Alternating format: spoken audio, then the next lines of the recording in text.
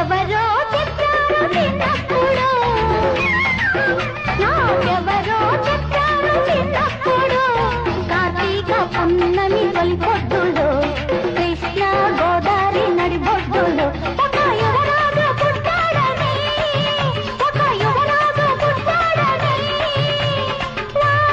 వాడే నారాజు అవుతాడని.